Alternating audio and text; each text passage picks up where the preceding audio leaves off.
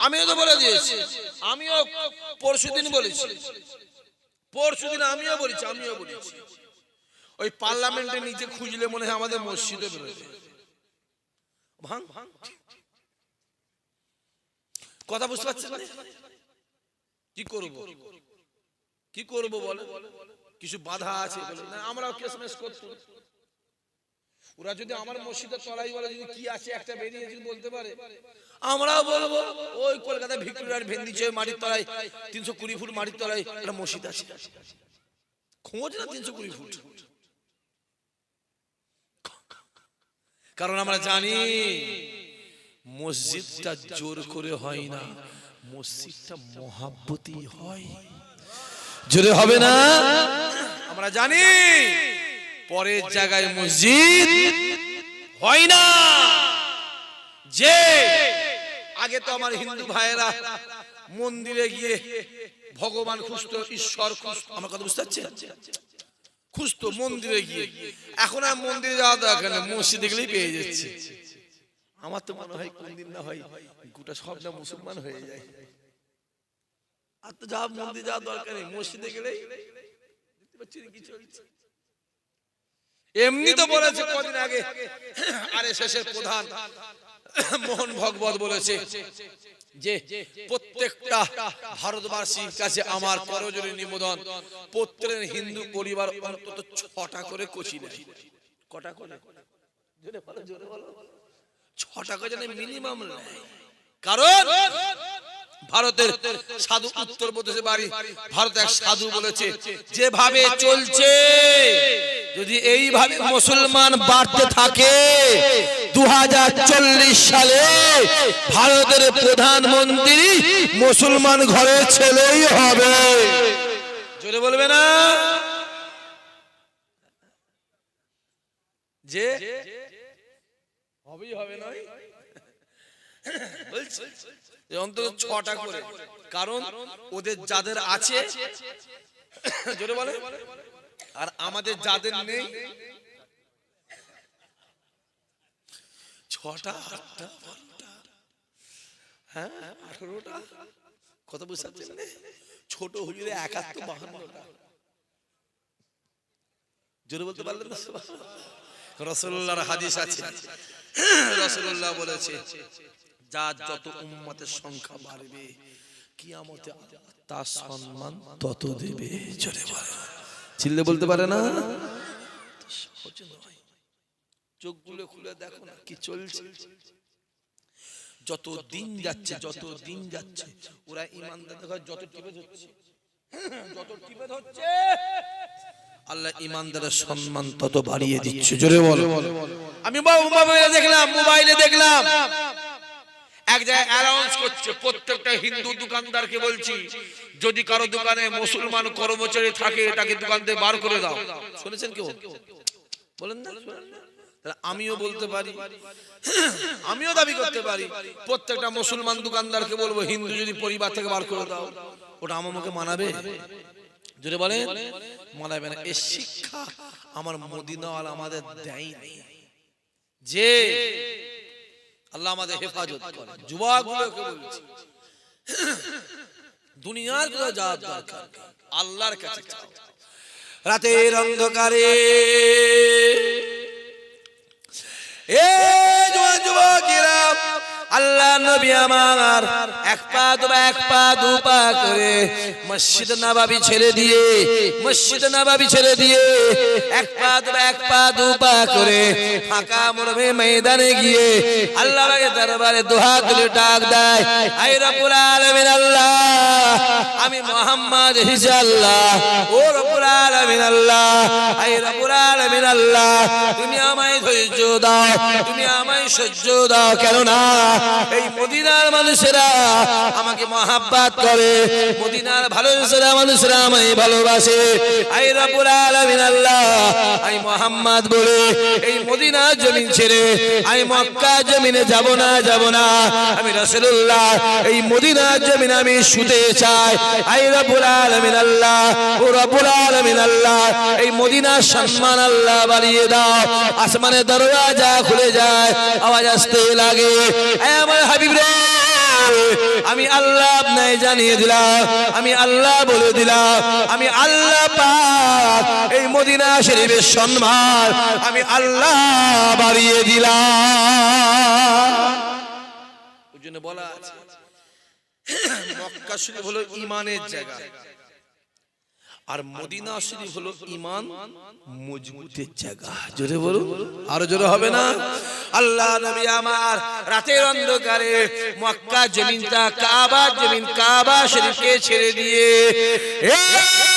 যুবকেরা হেঁটে হেঁটে হেঁটে হেঁটে একটা ফাঁকা মরুভূমি ময়দানে গিয়ে খেজুর গাছের নিচে দাঁড়িয়ে দাঁড়িয়ে আল্লাহ পাক আসমানের দিকে তাকিয়ে জোর জোর জোর জোর চিল্লে চিল্লে জোর জোর চিল্লে চিল্লে ডাক দেয়, আয় রব্বুল আলামিন আল্লাহ তুমি আমায় বলে দাও, তুমি আমায় জানিয়ে দাও আমি কার কাছে কালেমার দাওয়াত দেব, আমি কার কাছে ওয়াহদানিয়াতের দাওয়াত দেব, আমি কার কাছে কোরআনের দাওয়াত দেব, আমি কার কাছে ওয়াহদানিয়াতের দাওয়াত দেব। ও রব্বুল আলামিন আল্লাহ পাক আমি যার কাছে যাই সে উঠে চলে যায়, আমি যার কাছে যাই সে আমায় রেখে চলে যায়। যদি কেউ আমার হাতে হাত দিয়ে ঈমানে কালেমা পড়ে মুসলমান হয়ে যায়, আবু জেহেল তাকে মারে, উতবা উতাইবা সাইবা আবু লাহাব তার ঘর ভেঙে দেয়, আবু সুফিয়ান তাকে গ্রাম থেকে বার করে দেয়। ও রব্বুল আলামিন আল্লাহ তুমি আমায় বলে দাও, তুমি আমায় জানিয়ে দাও আমি কার কাছে কালেমার দাওয়াত দেব, কার কাছে ওয়াহদানিয়াতের দাওয়াত দেব, কার কাছে কোরআনের দাওয়াত দেব। এই জওয়ান যুবকেরা আসমানের দরওয়াজা খুলে যায়, আওয়াজ আসতে লাগে, হে আমার হাবিব রে আপনি কাঁদবেন না, দুঃখ নেবেন না, ব্যথা নেবেন না, কষ্ট নেবেন না। হে আমার হাবিব রে আমি আল্লাহ আপনাকে জানিয়ে দিলাম ওই মক্কার জমিনে কালেমার দাওয়াত দেবে, ওয়াহদানিয়াতের দাওয়াত দেবে, কোরআনের দাওয়াত দেবে, একত্ববাদের দাওয়াত দেবে। আপনার কথা কেউ শুনুক আর নাই শোনো, আপনার কাছে কেউ আসুক আর নাই আসো, আপনি কারো কাছে যান আর নাই যান, আপনি দুঃখ নেবেন না, কষ্ট নেবেন না, ব্যথা নেবেন না। আপনি মক্কার জমিনে কালেমার দাওয়াত দেবে, ওয়াহদানিয়াতের দাওয়াত দেবে, কোরআনের দাওয়াত দেবে। আপনার কথা শুনুক আর নাই শুনুক, আপনি দুনিয়ার জমিনে কালেমার দাওয়াত দেবেন, আর আমি আল্লাহ আর সে বসে বসে আপনার কথা শুনবো। আরো জোরে হবে না? কার কারো পরোয়া কে কি বললো দেখতে যাবেন, আপনি বলবেন আমি আল্লাহ শুনবো। জোরে বলুন, আরো জোরে হবে না? যাও। দিন যত যায় মুহাম্মাদের দিকে পাল্লা ভারী হয়। জোরে বলেন, জোরে বলতে পারে না? প্রথম প্রথম কি করেছিল? হ্যাঁ কিসে কোথা চা খেচ্ছে, ওকে দুনিয়া খেয়ে ফেলবে নাকি? খেয়েই যাচ্ছে, আল্লাহ পেটিয়েছে দুনিয়া খেলে যত পারা, পেট তো নয় জানো মজা ভাঙরের পচা খাল, যা দিচ্ছে সবই ঢুকে যাচ্ছে। বাদ কিছু দিচ্ছে কি বুঝতে পারো না? বাদ দিচ্ছে কিছু, বাদ দেয় না, শুধু ঢুকে যাচ্ছে, ঘুষও ঢুকে যাচ্ছে। হ্যাঁ পেট তো নয়, জাহান্নাম। বুঝতে পারি না, হাসছিস কেন রে? জাহান্নামে যা দেবে, জাহান্নাম বলো আরো দাও, হয় না আরো দাও, আবার দেবে আরো দাও, আল্লাহ হয়নি এইটুকু মাত্র খাওয়া। আর পেট সকালে পেট পুরে খাই, বেলা 12 বাজে নিয়ে আবার আরেকবার তাকবীর দেন, নারে তাকবীর, জোরে সোরে নারে তাকবীর, নারে তাকবীর। আছে যে খবর লাও, ইতিহাস করো না, রাসূলুল্লাহ কলেমার দাওয়াত দিত, যার কাছে যেত ভয়ে পালাত, ভয়ে পালাত। আর যদি কেউ ঈমানে কালেমা পড়তে ব্যাস আবু জেহেল এসে ঈমান, আর উতবা উতাইবা সাইবা এসে ঘর ভেঙে দিল, আর আবু সুফিয়ান তাকে ঘর থেকে বার করে দিল। কথা বুঝতে পারছেন কি বলছি?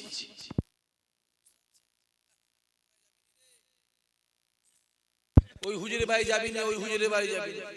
যদি খবর পেয়ে চুরি বাড়ি গেছে, এই ব্যাস মার, ঘর ভেঙে দিল, জ্ঞানের বাড়ি যা। ঠিক বলছেন ভুল বলছি? যারা ওই করে জানেন প্রত্যেকটা হলো ওই উতবা উতাইবা আবু জেহেলের বংশধর। ওরা মুসলমানের বংশ হতে সহজ নয় বাপ। দাঁড়ি দেখলে মুসলমান নয়। নাম হুসনে মুবারক। কি নাম? জোরে বলো, জোরে বলো। হুসনে মুবারক নামটা ভালো না খারাপ? নাম শুনলে কলজা ঠান্ডা হয়ে যাবে। নাম শুনলে জান ঠান্ডা হয়ে যাবে। 1992 সাল নোট করো, কুয়েতকে নিয়ে যখন উপসাগরীয় যুদ্ধ হয় আমেরিকার সঙ্গে ইরাকে, যে ইরাকের প্রেসিডেন্ট বীর যোদ্ধা ইসলামের মুজাহিদ সাদ্দাম হুসাইন, জোরে বলবে না? আর ওদিকে আমেরিকার প্রেসিডেন্ট জর্জ ডব্লিউ বুশ। যুদ্ধ চলছে কুয়েতকে নিয়ে, কুয়েতকে নিয়ে উপসাগরীয় যুদ্ধ। মিশরের প্রেসিডেন্ট হুসনে মুবারক। কি নাম? জোরে বলো। হুসনে, নাম শুনলে কলজা ঠান্ডা হয়ে যাবে। 12,000 জোয়ান জোয়ান মুসলমান ঘরের মেয়ে। কত হাজার? 12,000 জোয়ান জোয়ান মেয়েকে, মুসলমান ঘরের মেয়েকে পাঠাচ্ছে আমেরিকার সৈন্যের কাছে। কারণ আমেরিকার সৈন্যরা এসে যুদ্ধ করছে এদের সাথে জেনা করার জন্য। কি করার জন্য? জোরে বলো। জেনা করার জন্য। ইতিহাস শেখাতে আসবে না ইসহাক সিদ্দিকী, পরিষ্কার বলছি। টুপিটা পরে ঘুরছো, দাঁড়িটা দেখেছি, অত সহজে পাইনি গছি। এই দাঁড়িটা পেতে গিয়ে না কোটি কোটি কোটি কোটি কোটি কোটি কোটি কোটি ইমানদার শহীদ হয়েছে। তাই অত সহজে টুপিটা দাঁড়িটা পেয়েছি, এমনি পাইনি। চীনের পাশে একটা দেশ আছে মঙ্গোলিয়া বলে। মঙ্গোলিয়ার তৎকালীন মঙ্গোলিয়ার বাদশা ছিল চেঙ্গিস খান। কি নাম? একা 3.5 কোটি মুসলমানকে হত্যা করেছে। 3.5 লাখ নয়, 3.5 কোটি। সে প্রতিজ্ঞা করেছিল পৃথিবীর জমিন থেকে এই ইসলাম নামটা মুছে দেব। কিন্তু আমার আল্লাহর ওয়াদা আছে, দুনিয়া শুরু থেকে শেষ পর্যন্ত সর্বসময়তেই ইমানদারেরই সম্মান বেড়ে থাকবে। জোরে বলেন, আরো জোরে বলেন। অত সহজ না। ইতিহাস খোলো না, মোবাইলটা খোলো, সারা বছর মারছে, এখানে মারছে, ওখানে মারছে, ওখানে মারছে। সারা বছর মুসলমান মেরে মেরে মেরে মেরে কটা হলো? 100টা। কটা? 200টা। কটা? 500টা। সারা বছরে মারলো। বছরের শেষে আমার আল্লাহ একবার ভূমিকম্প দিল, 25,000 আউট। কথা বুঝতে পারেন? কথা বুঝতে পারেন? বছরের শেষে একবার সুনামি দিল, সুনামি একবার দিল, 2.5 লাখ খুঁজে পাওয়া যাচ্ছে।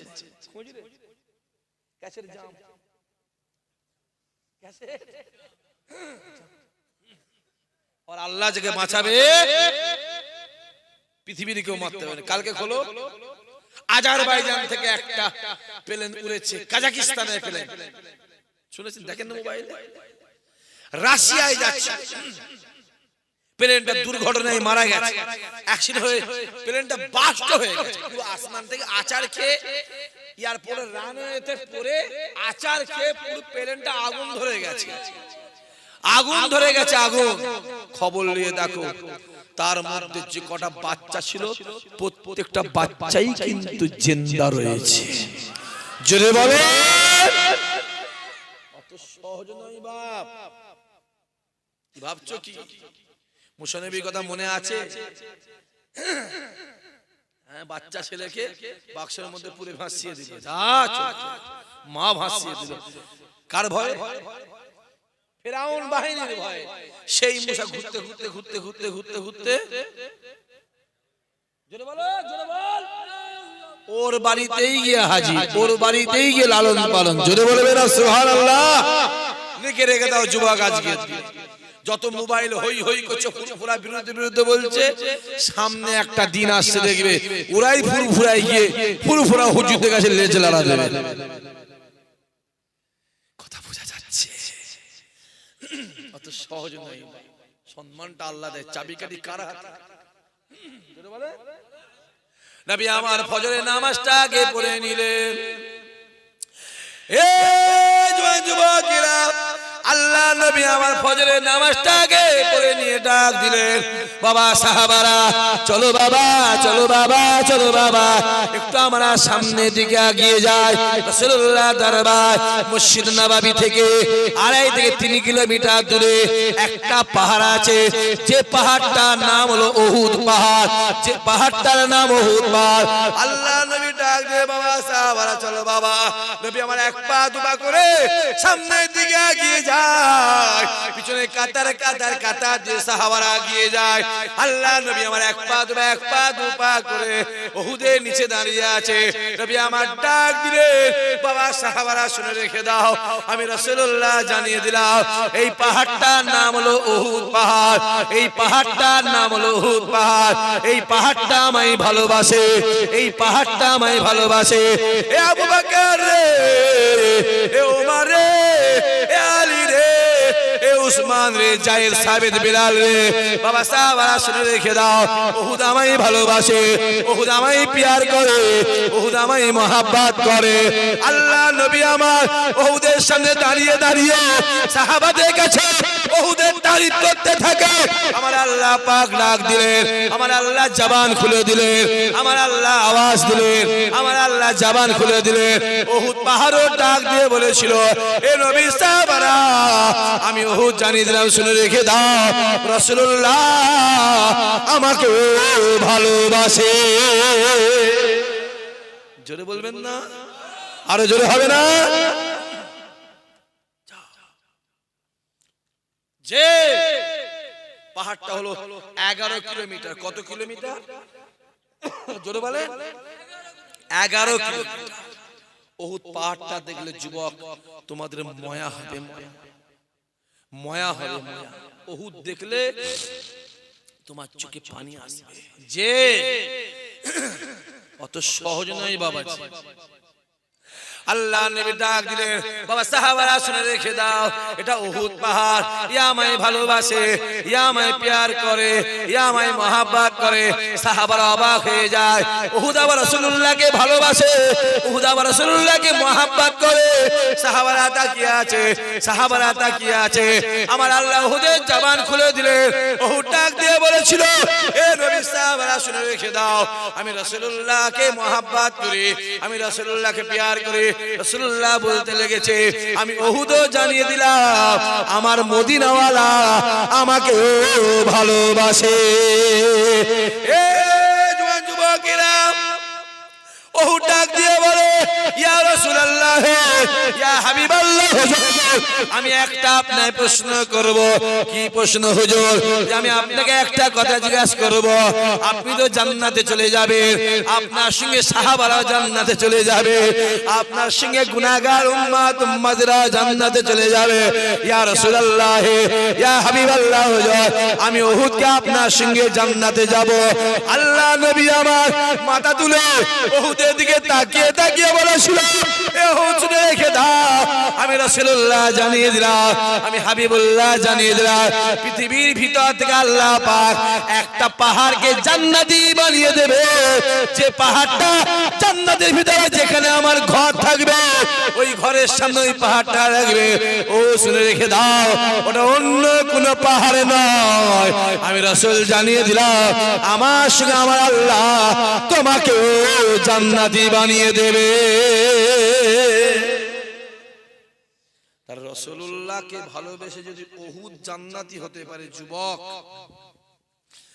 আমরাও যদি রাসূলকে ভালোবাসি অবশ্যই আমরাও হব। তাই আবু বকর হুজুর নিজে বলেছে, যদি জীবনে জিন্দেগিতে কেউ যদি কোনো যদি নবীর গুনাহগার উম্মতি দিল থেকে যদি রাসূলুল্লাহর উপরে একবার দরুদ শরীফ পাঠ করে, একবার, আমি আবু বকর বলছি, আমার আল্লাহ পাক তার জন্য জাহান্নামের আগুনকে হারাম করে দেবে। চিল্লে বলবে না? সহজ। বসেন আব্বাজি, আপনি বসেন, শুনি শুনি, দাঁতটা পেটে ঢুকে যাবে। হাসি তো জীবনে হাসি বন্ধ হয়ে যাবে। হাসবে না, এদের কাছে সম্মান দিবে। এদের কথা থেকে হেসুনি কে করেছে? জোরে বলো, জোরে বলো। হেসুনি আমাদের থেকে অনেক দাম বেশি এদের। আমরা মরে গেলে আমাদের কবরে হিসাব আছে, ওরা মরে গেলে ওদের কোনো হিসাব নেই, বেহিসাব বেকিতাব। জোরে বলো, জোরে বলবে না। তুমি কেমন ইমানদার যে তোমার কবর হিসাবে জাহান্নামে হয়ে যাও, তোমার কোনো দাম নেই। আর ও যদি কিচ্ছু না করে জান্নাতে হয়, তোমার থেকে অনেক দাম বেশি। ইনাকে দেখে আমার একটা কথা মনে পড়ে গেছে, বলবো, শুনবেন আপনারা? কথা বলেন কেন? শুনবেন? দাদা হুজুর কেবলা কলকাতার জমিনে যাচ্ছে, মাটির ট্রেনে নেবে, হেঁটে হেঁটে হেঁটে হেঁটে হেঁটে হেঁটে কলকাতা যাচ্ছে। আর কলিকাতার জমিনে একজন ফকির থাকতো, ফকির, যার নাম হলো ন্যাংটো বাবা। যার নাম উলঙ্গ থাকতো। দাদা হুজুর হেঁটে হেঁটে যাচ্ছে, সে মাথা তুলে দিচ্ছে, আরে ফুরফুরা আবু বকর যাচ্ছে, আমার পীর। জোরে বলবেন না সুবহানাল্লাহ। কি করি কি করি কি করি কি করি কি করি কি করি, সমস্যাই তো। ডান দিক বাম দিক তাকিয়ে আছে, কাপড়ের দোকান আছে, ছুটে গিয়ে একটা কাপড়ের টুক করে একটা গামছা নিয়ে আস্তিনটাকে ঢাকা দিয়ে, সদরটাকে ঢাকা দিয়ে হাট করে রাস্তার ধারে বসে আছে। দোকানদার বলছি, বেটা সবসময় জীবনে কোনোদিন কাপড় জামা পরে না, আজ কেন পরে? সন্দেহ হবে না, হবে না? জিজ্ঞেস করছে, এই তুই জীবনে কোনোদিন কাপড় টাপড় পয়সা আজ পরলে কি ব্যাপার? ও বলছে, এতদিন কলিকাতার জমিনে যারা ঘোরাফেরা করছে, ওরা সব আমার চোখে দুপায়ে জন্তুর, জন্তুর। এতদিন পরে ফুরফুরা থেকে একটা কলকাতার জমিনে মানুষ আসছে, তাই তার সম্মানে আমি আমার লজ্জার স্থান ঢাকা দিয়েছি। জোরে বলো। আর তুই যে কথা বলছিস, তুই হলে এদের মধ্যে সব থেকে বড় কুকুর। কাকে বলছিস? দোকানদার। তুই যে বেশি কথা বলছিস, তুই হলি এদের মধ্যে সব থেকে বড় জন্তুর বড় কুকুর। রাগ হবে না? হবে না?